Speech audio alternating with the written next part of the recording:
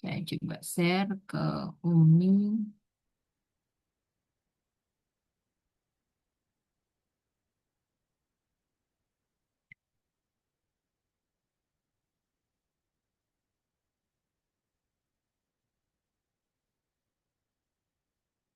Saya tutup dulu ya, karena jadi lambat.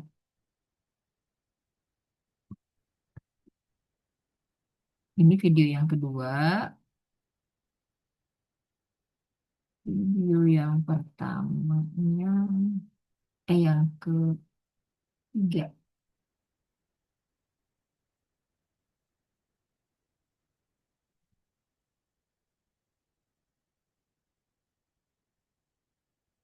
Oh, yang pertamanya juga belum di-share linknya ini.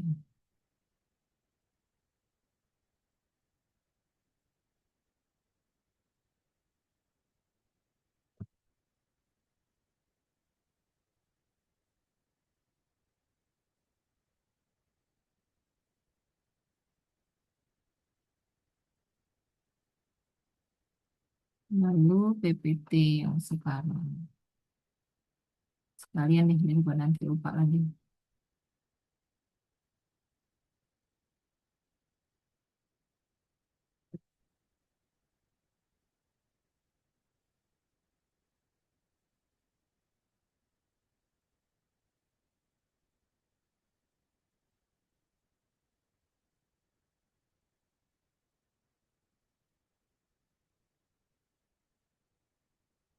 Ya, sudah ya.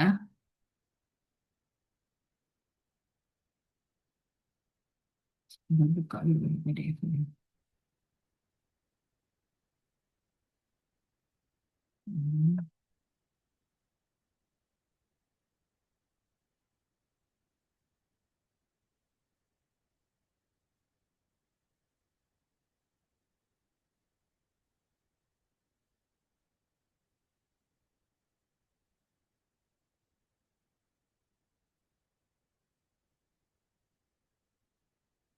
52. Kalian berapa orang sih? Saya buka si akad belum berhasil. Penasaran saya.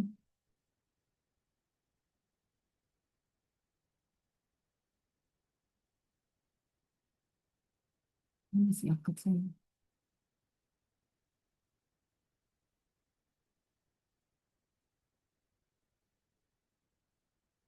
Kok nggak kelihatan mahasiswanya karena belum ini ya? Belum isi KRS apa? Udah, Bu. Sudah. Udah Bu, semua ngisi KRS Bu. Belum Nggak masuk. kehitung jumlah mahasiswanya. Oh, 50 pas. Wow. Sekarang kelasnya besar-besar ya. Kali semester 1 atau 3? Semester 3. Oh, 3. Kan 2024 masih 2 kelas ya? Oh, Penmat juga. iya. Iya, Bu. Ah, tapi kapasitasnya 50 ya? Jumlah mahasiswanya satu kelas 50. Satu kelas 40 kurang Oh, 38, 39. 9. Nah, ini 3 yang ikut kali, Pak. Oh, ini digabung ya? gabungan. Iya. Biro. Coba saya di tag ya. Saya absen boleh ya? Saya tutup dulu deh. Biar saya bisa kenalin. Saya pikir semuanya dari pendidikan matematika. Berarti bukan ya? Semuanya dari pendidikan matematika, Bu, tapi ada kelas A, ada kelas B. Oh, itu 50 orang itu. Iya, Ibu, betul. Nah, sisanya itu digabung sama yang matematika murni, Hmm, sebagian dari kita. ya, ya. Jadi semuanya di sini penmat dan matematika. Enggak, Ibu, yang di sini cuman pendidikan Sorry, matematika aja. matematika aja. Tapi kelas A dan B. Ini kenapa nih pada nggak buka kamera nih?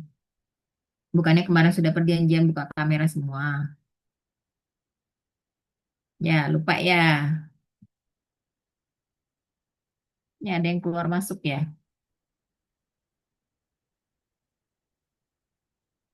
Oke, Umi bantu ya, foto ya.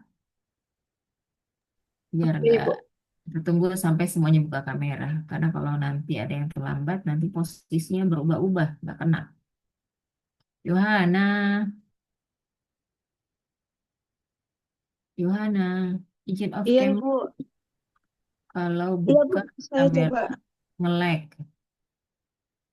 Walaupun 1 menit, kan belum sharing Iya, ya. iya, Ibu. Dicoba. Zahra, Cindy, Adinda, Yusuf, Sakinah,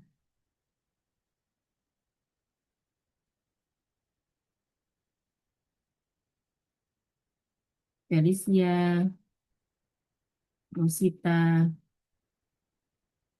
Zahra, kenapa belum dibuka kameranya? Adinda, Rosita,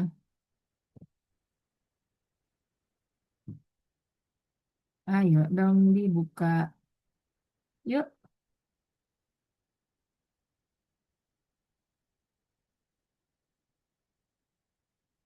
Nah, kalau nggak open cam, dianggapnya nggak hadir ya. Nggak apa-apa, Anda dengerin, tapi absen dianggapnya ya. Tapi kan kelihatan nih di dokumentasi pertemuan 2.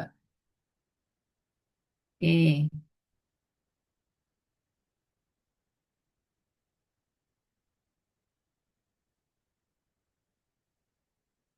Unmu, siap Unmu.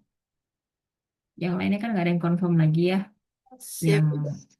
nggak buka kamera mungkin dia lagi nggak denger ya. Karena pas kuliah juga pastinya nggak denger. Ya silakan Unmu. Oke, terus. Satu, dua, tiga. Bentar ya, Ibu. Ya, yang kedua sekarang.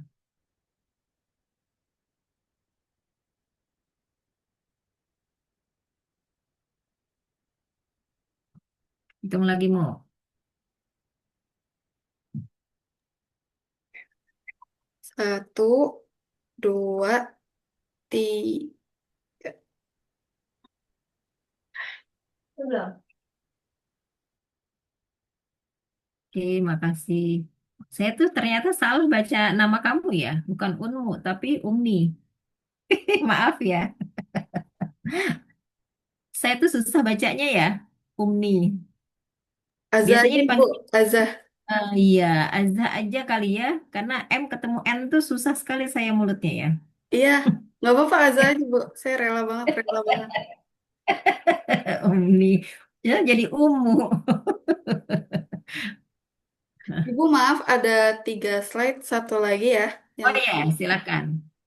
Oke, oke, yang terakhir. Satu, dua, tiga. Nah, Oke, terima kasih. Ya, jadi saya sambil ngajarnya sambil lihat-lihat kalian ya, gimana nih kondisinya. Matanya sedang lihat apa materi atau sedang main Roblox atau game lainnya. Karena begitu kan, nggak bosen dikit atau ada yang spill-spill udah langsung. Nah, itu memang nggak enaknya kalau online ya, gitu. Apalagi kalau di rumah kayak tadi saya ya, takziah dulu. Walaupun takziah kan bisa sebelumnya atau setelahnya ya. Tadi karena rombongan yang ngajakin. Oke, saya mau share materi. Jadi videonya sudah, PPT-nya sudah. Nah, ini kita sama-sama diskusi ya untuk ya pertemuan minggu pertama itu berkaitan dengan perkembangan teknologi dan informasi. Ini slide 2 bukan? Ah, biar nggak kelewatan gini aja. Nah, tujuan pembelajaran yang sekarang nih, pertemuan 1, adalah Anda mampu mendefinisikan dan memahami perkembangan teknologi dan informasi. Jadi 2 hal ya, ada teknologi dan informasi. Nah, teknologi itu alatnya ya. Nah, alat untuk berbagi ya atau membuat informasi. Ya, informasi itu apa sih? Terkait dengan eh, tidak hanya data, biasanya memang data yang kemudian bisa digunakan untuk apa namanya eh, keperluan kita ya, ya udah siap. Nah, itu berkait atau berita gitu ya, informasi itu terkait dengan berita, bahan untuk kita mengambil kebijakan. Nah, di awal ya informasi bentuknya itu ya zaman prasejarah itu namanya apa ini? Berupa gambar ya peristiwa ya. Biasanya kalau di film-film ya, film-film yang berkaitan dengan arkeologi gitu ya. Nah, kayak Indiana Jones ya. Itu kan dia baca berita suku Maya, suku apa lagi? Indian ya, suku-suku yang masih ada sampai sekarang gitu ya, yang dia apa namanya memberikan gambaran peristiwa dalam bentuk eh, lukisan ya, lukisan atau apa namanya pahatan ya, pahatan di dinding. Nah, ini zaman prasejarah. Kemudian meningkat ya, zaman sejarah. Jadi dia mulai, kenapa nih, Azza?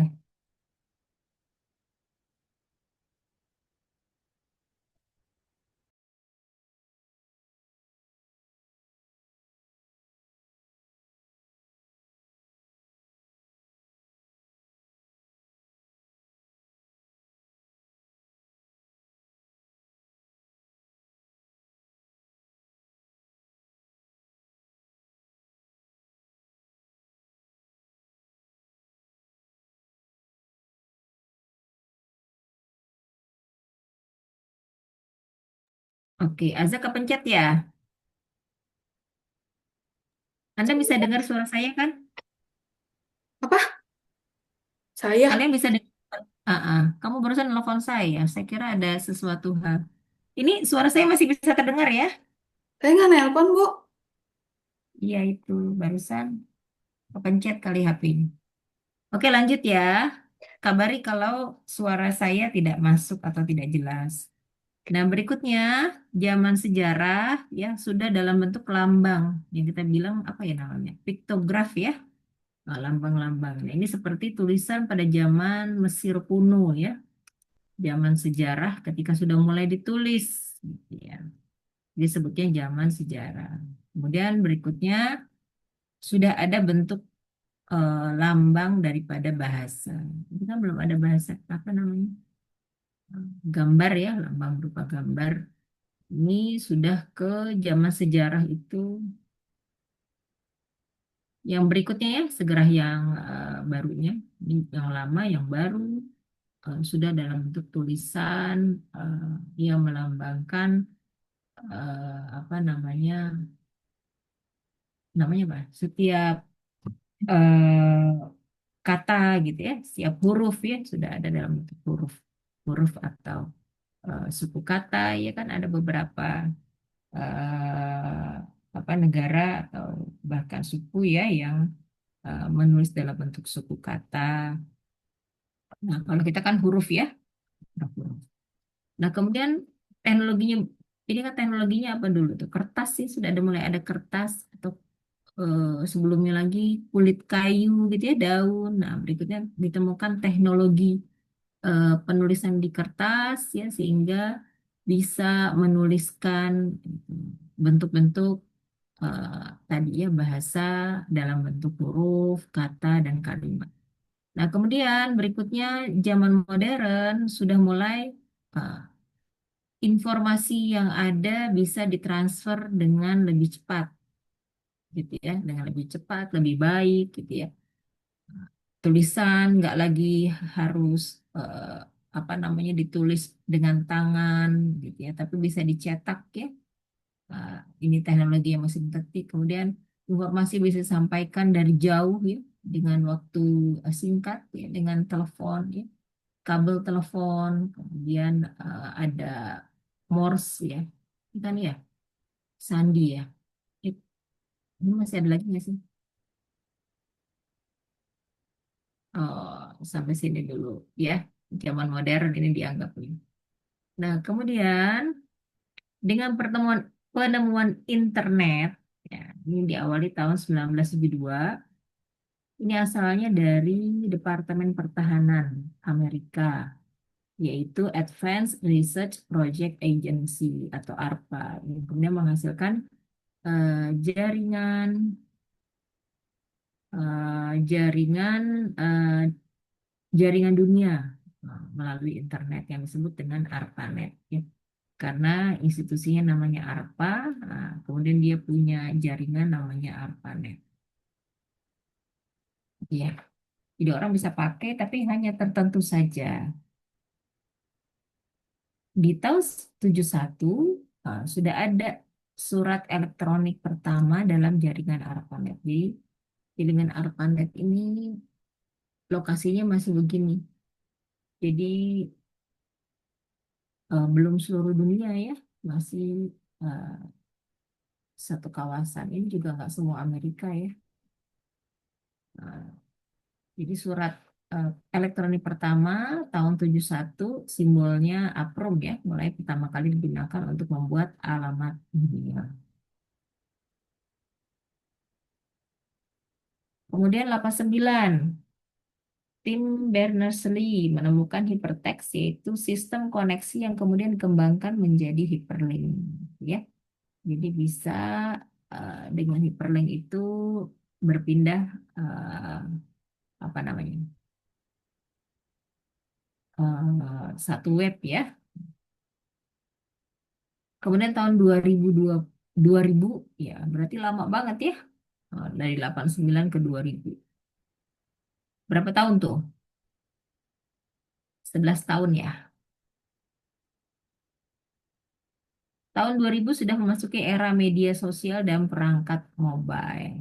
Jadi ditandai dengan populernya jejaring sosial dan perangkat mobile yang menyebabkan pengguna internet naik 260 juta menjadi 4,2 miliar.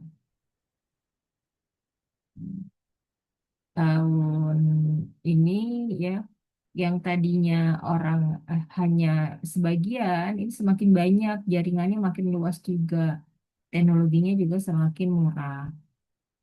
Kalau sebelum tahun 90-an itu untuk punya handphone, punya komputer itu mahal, gitu ya, hanya orang-orang tertentu saja, ya.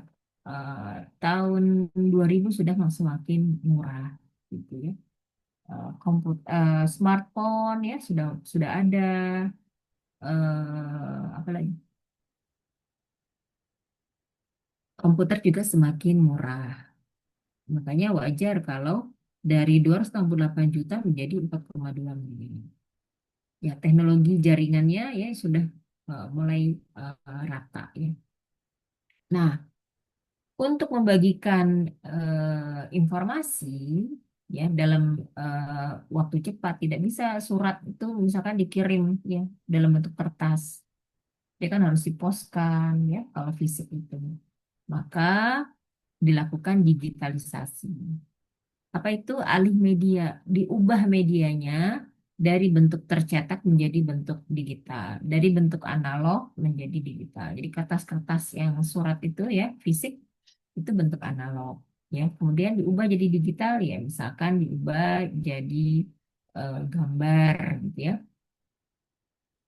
dengan memanfaatkan teknologi yang ada guna membuat atau memperbaiki suatu proses menjadi lebih baik. Jadi proses pengiriman pesannya tadi, informasinya menjadi lebih cepat gitu. Kalau dia sudah berbentuk gambar gitu ya. Gambar maya gitu ya, bukan gambar di kertas. Digital namanya ya. Nah, manfaatnya apa kalau sudah digitalisasi?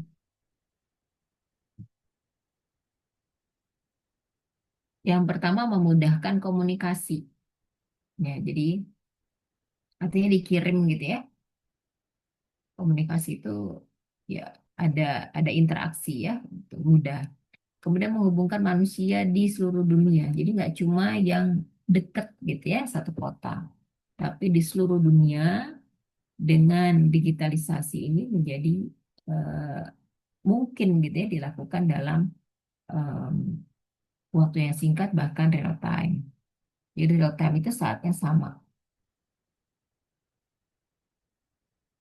Yang ketiga, mempermudah proses penyebaran dan pertukaran informasi. Nah, ini ya. Jadi mau di broadcast kayak kemarin ya. Ada masa di mana? Di satu titik itu dengan satu kali upload ya, orang yang sudah terhubung udah langsung bisa buka.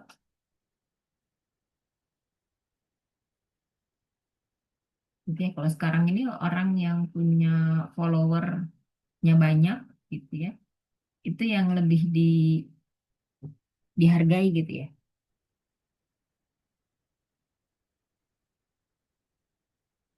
Yang terlepas dari apa yang di-share dari akun itu.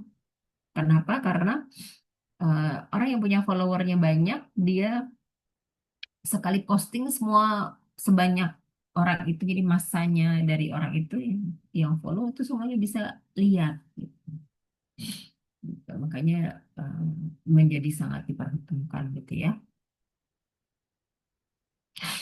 Kemudian yang keempat, manfaat digitalisasi adalah efisiensi dalam penyimpanan data.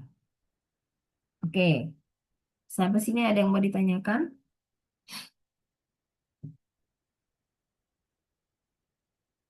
Sekarang coba Anda lihat ya, eh, yang Anda alami.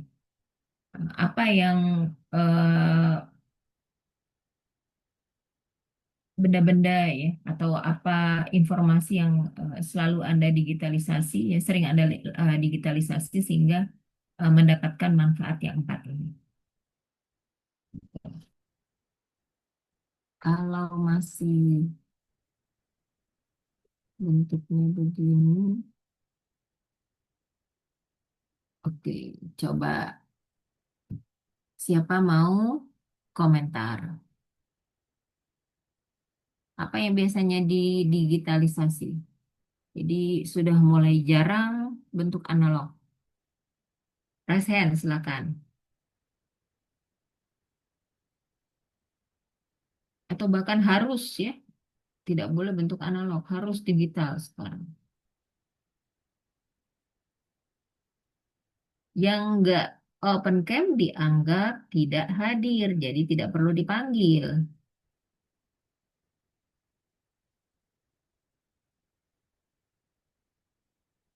Bagas, silakan Bagas. Yang raise hand boleh. Kalau nggak ada raise hand, saya panggil. Tadi Bagas ya? Ibu tadi Basanil. Apa? Basanil Oh, Bas. Raisan. Oke. Oke, Basanil, monggo. Baik, Ibu. Tadi pertanyaan Ibu kan apa yang biasanya apa yang harus atau sering dijadikan digital ya, Bu, ya? Atau digitalisasi ya. Kalau berdasarkan apa yang saya sekitaran yang ada sih, pengalaman saya biasanya yang paling harus mah harus digitalisasi itu pertama biasanya dokumen ya. Dokumen penting atau data pribadi. Oh, apa contohnya? Dokumen pribadi. Contoh contohnya kalau dokumen kayak sekarang Bu ya, kalau kayak di IKD Indonesia itu kayak IKTP Bu, yang IKTP yang sekarang. Oke, iktp ya, harus ada Mm, iktp karena itu selalu di-share ya. betul ya. Jadi kalau lihat IKTP kan kita nggak perlu Kemana? lagi bawa dompet lagi, tinggal pakai HP Oh, bisa di scan. biasanya biasanya dipakai di mana iktp?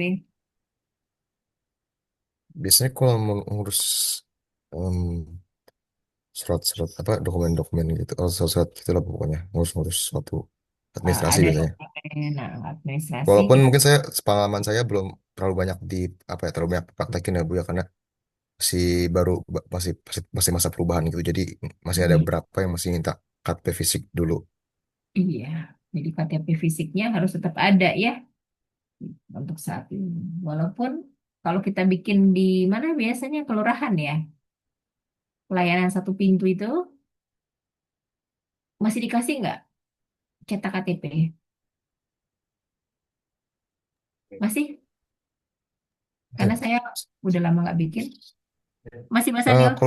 kalau saya sih masih, tapi tuh pas saya tuh masih belum terlalu kepake bu KTP, masih kayak belum kayak sekarang. Kalau sekarang kan emang pemerintah eh, lagi kayak lagi meminta tuh, seenggaknya lagi mendorong apa ya, orang-orang pada pakai IKD gitu ya. Kalau zaman saya kayak pas saya ingat sih enggak, masih ada fisiknya bu, masih ada fisiknya. Soalnya IKD waktu itu belum belum terkepake bu, setahu saya. Ya. Oke, contoh nih yang program pemerintah ya, pembuatan kartu keluarga kakak ya. Jadi dokumen di atasnya KTP yang penting setiap orang harus ada itu adalah kartu keluarga ya. Setiap individu harus punya KTP, punya fisik, ya digital. Nah, di atasnya ya individu itu ngumpul dalam satu keluarga. Nah, keluarga itu ada kartu keluarga. Nah, kalau Anda buat sekarang itu dikasihnya digital, tidak ada yang fisik lagi, gitu ya. Fisik, kemudian ini Yusuf memang berdua. Saya penasaran aja. Oh enggak apa-apa mau dengerin temannya. Takutnya ada yang di absen, namanya tulis dua gitu maksud saya. Yusuf dan,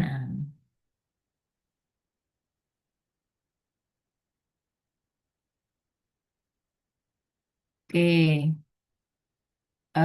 Jadi dikasihnya yang digital gitu ya. Nah, dan memang kita selalu upload gitu ya data, nah, itu pakainya digital. Jarang sekali kita diminta kumpulkan kakak fisik gitu. Fotokopi kakak itu jarang, kecuali institusi yang masih pakai banyak kertas. Yang sering pakai kakak KTP itu kan biasanya pengurusan kesehatan BPJS ya. Nah, sekarang juga udah mulai nggak pakai lagi rujukannya, KTP-nya, kakaknya. Jadi semuanya sudah pakai versi digital. Nah, gimana kalau mau dicetak? Itu kan ada map dokumen soalnya kita ya. Kalau nggak ada takutnya hilang. Tetap versi versi cetak Anda harus punya. Kalau di kelurahan itu mereka nggak siap. Jadi kita cetak sendiri di kertas biasa gitu ya. Atau kita mau beli kertas yang mana yang bagusan biar beda dengan fotokopian ya boleh. Tapi mereka tidak sediakan. Uh, cuman ya itu ya kelemahan dari penyimpanan digital kadang-kadang rusak juga. Ya, Anda pernah punya hard disk yang sudah lama tidak dibuka, ya mungkin bisa jadi pembacanya sudah nggak bisa lagi, ya tidak bisa ngebaca atau bahkan terjadi kerusakan fisik. Kalau gambar biasanya sih dokumen ya jarang. Kalaupun misalkan korup ya nggak terlalu ini nggak bisa dibuka gitu. Tapi kalau foto ya dulu kan awal-awal kita punya kamera ya ketika kita buka lagi itu bentuknya udah rusak nggak sejernih seperti awal handphone ya yang pixelnya rendah ya dulu kan cuma berapa mega gitu. Itu makin lama makin kualitasnya makin jelek, gitu. Makin nggak terlihat. Kalau yang sekarang, ya itu kerusakannya bisa juga korup di apa di file. Makanya tetap harus ada penyimpanan beberapa atau cetak ya. Cetak itu jauh lebih aman. Oke, makasih Mbak Sanil. Ada lagi? Sekarang bahkan ujian aja versinya digital ya. Kumpulkan versi PDF, tulisan tangan. Kenapa? Karena dosennya nggak mau bawa. Berat ya, bikin stres lihat tumpukan banyak. Ini kenapa nanti naik, nanti 47 nanti 51. Jaringan ya? Iya, Ibu, ada 3 orang terkendala sinyal.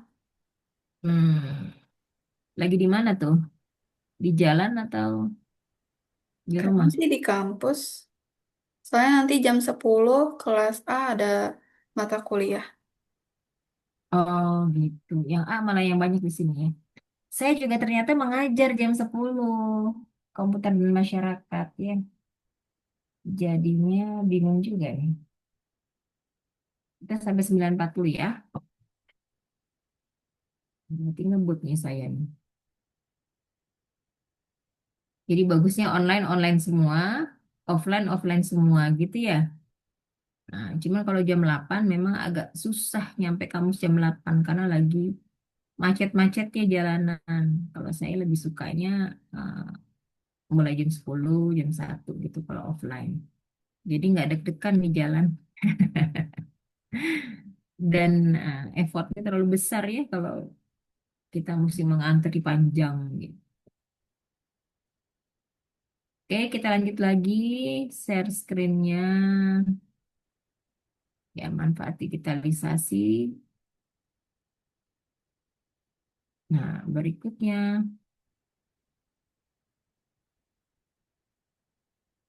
oke, masyarakat digital masa kini. Seperti apa? Nah, jadi ada revolusi pertama, kedua, ketiga, dan keempat. Yang pertama, ya masyarakat itu menggunakan kompas untuk mengetahui arah jalan, mengetahui arah ya. Nah, gimana caranya? Gang mendatar dan seterusnya ya. Lihat, sekarang kompasnya udah digital ya di handphone. Dulu bentuknya masih apa? Bentuk fisik ya, ada jarumnya.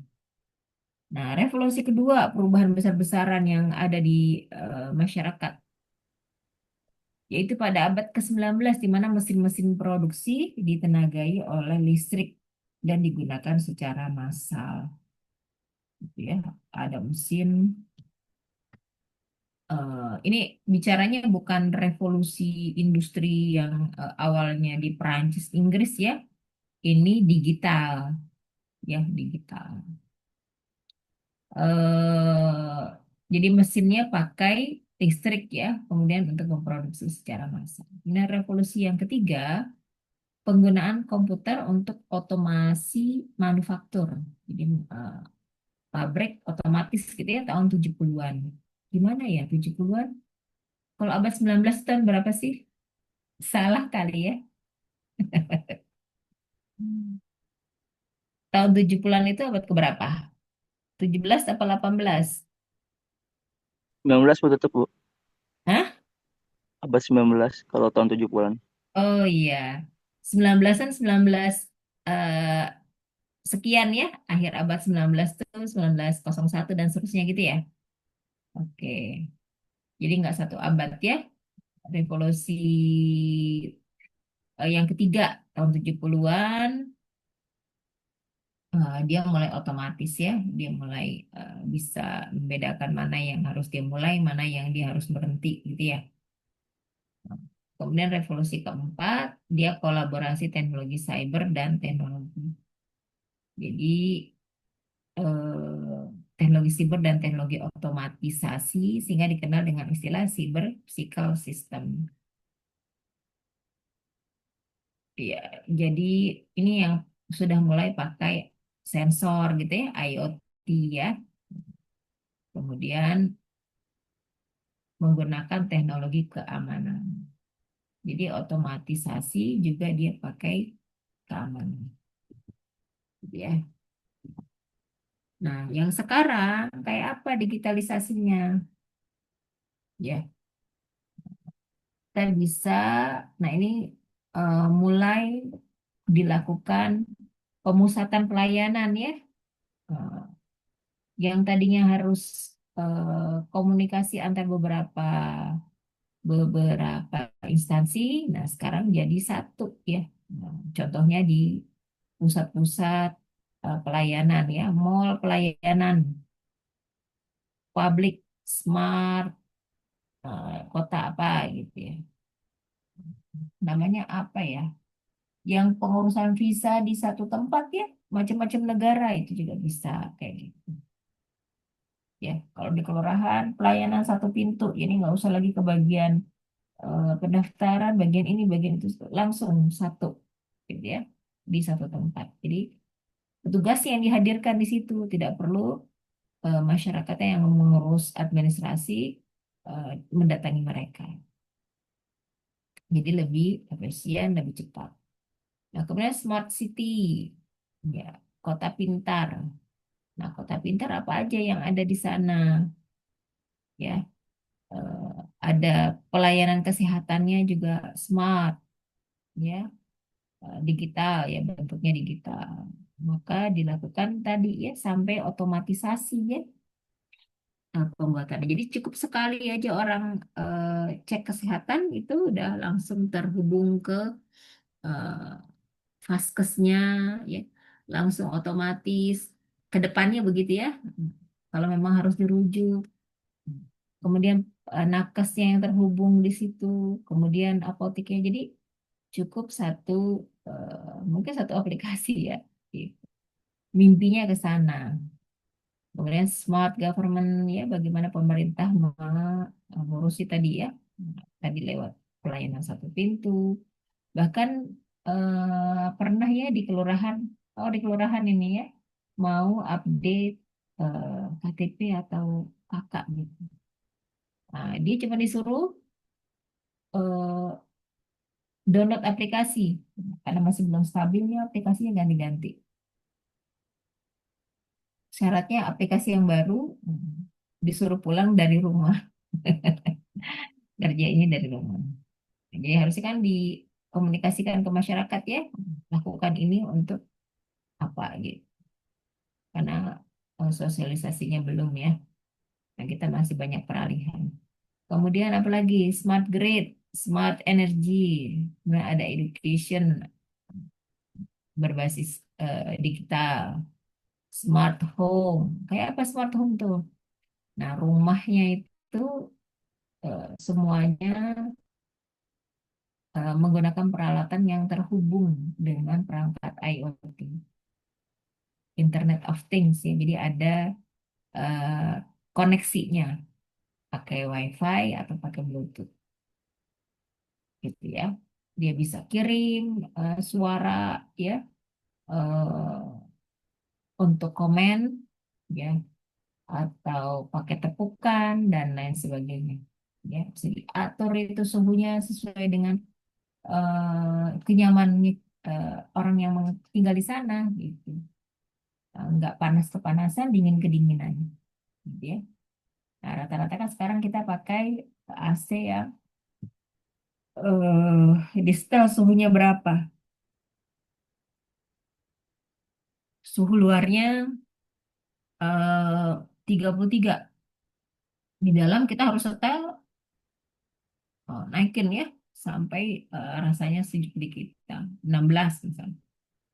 Nanti malam suhunya 18 di luar, maka 16 terlalu dingin kita turunkan. Begitu kan?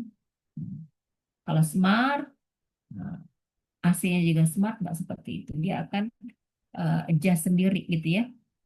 Maka cukup di suhu sekian, AC-nya bisa menyesuaikan di dalam ruangan itu konstan gitu. Nggak rasanya lebih dingin gitu ya kalau malam.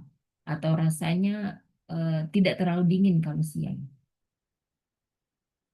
Gitu ya. Jadi kita bisa kontrol. Nah, ini sudah ada ya rumah yang smart ya sampai ke kunci-kunci gitu ya. Cuman memang plus minus ini ya. Nah, harus dipikirkan juga keamanannya.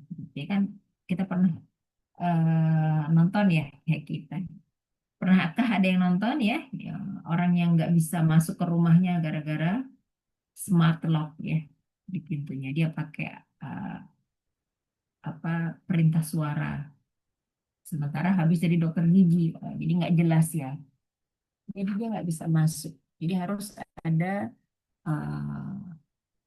antisipasinya, pengamanannya. Sampai yang terakhir itu andai kata ya rusak, nah itu harus ada apa namanya alternatifnya sehingga bisa dilakukan apa namanya bisa orangnya bisa masuk dan bisa dikontrol gitu karena yang utamanya adalah manusia.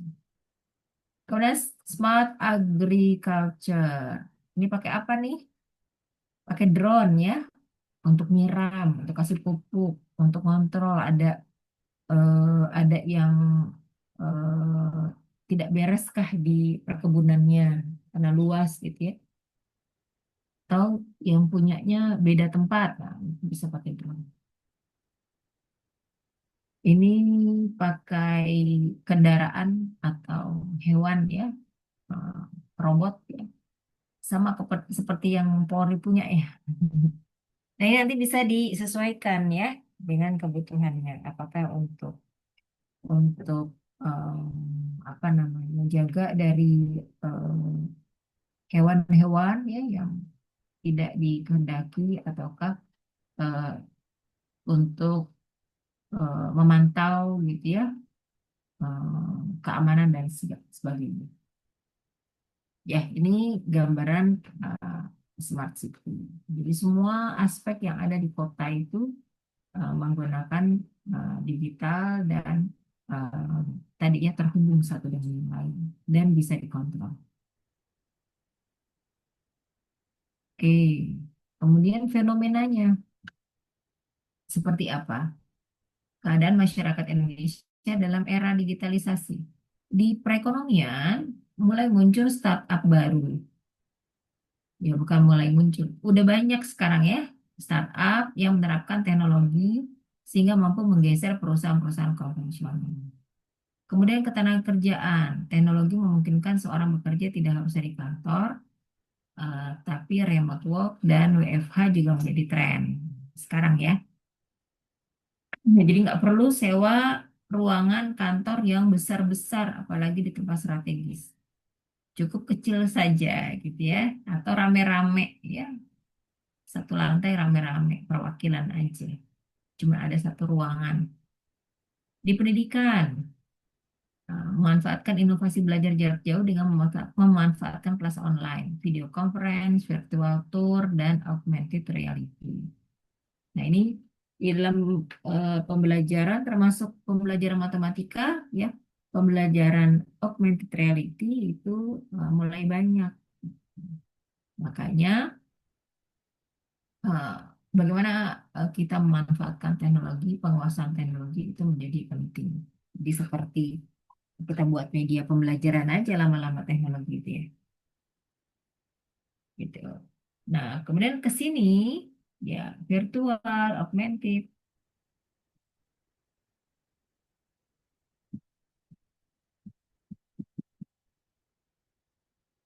Kenapa dia ngerekam sendiri?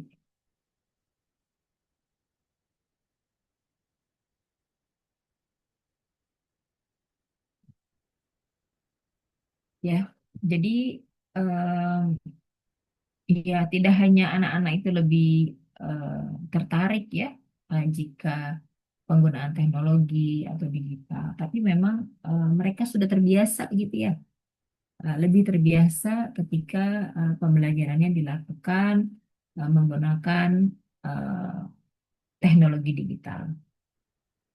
Kemudian di sisi pemerintah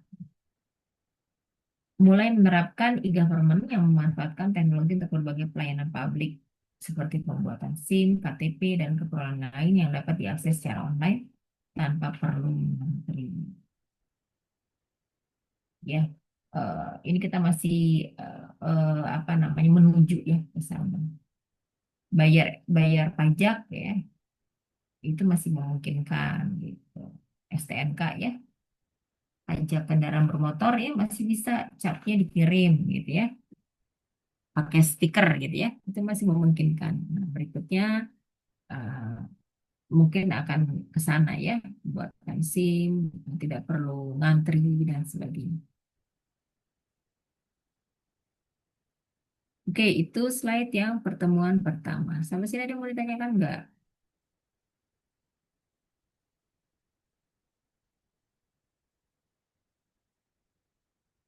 Yang pertemuan duanya,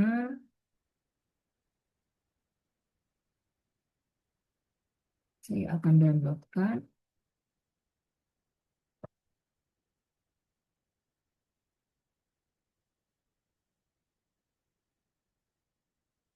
Kalian ada yang mau ditanyakan? Kan harus sekarang pertemuan 2 ya, literasi digital. Jadi saya share PPT yang kedua. Mungkin ini berikutnya saja ya, tapi materinya sudah saya share. Jadi yang pertama tadi ada yang mau ditanyakan nggak? Atau mau didiskusikan? Kalau kelas A mayoritas berarti mayoritas ada di jalan kali ya? Atau kita ganti aja lah ya, kan mumpung kalian satu prodi, 2 prodi sih. Satu prodi ya, jadwalnya agak beda juga sih A dan B ya.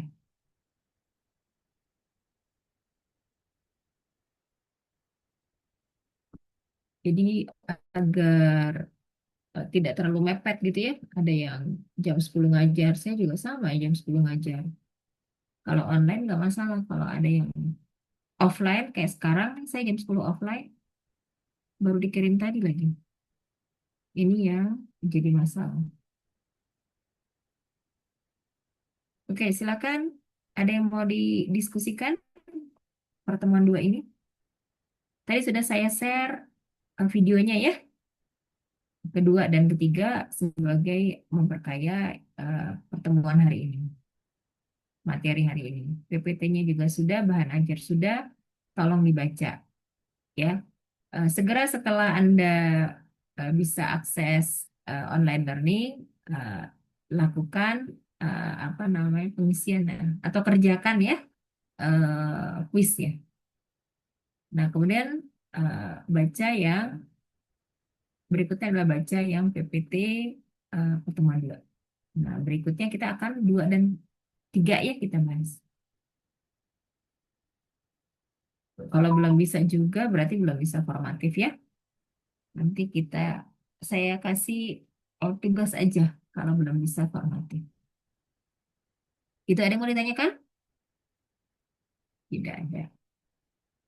Oke, kalau tidak ada saya kira cukuplah temuan kali ini ya. Karena saya juga harus segera berangkat. Saya kepo nih, Bunga umurnya berapa tahun, Bunga? Kayak masih imut-imut banget. 19 Ibu. Oh, 19. Saya kira masih 15 tahun.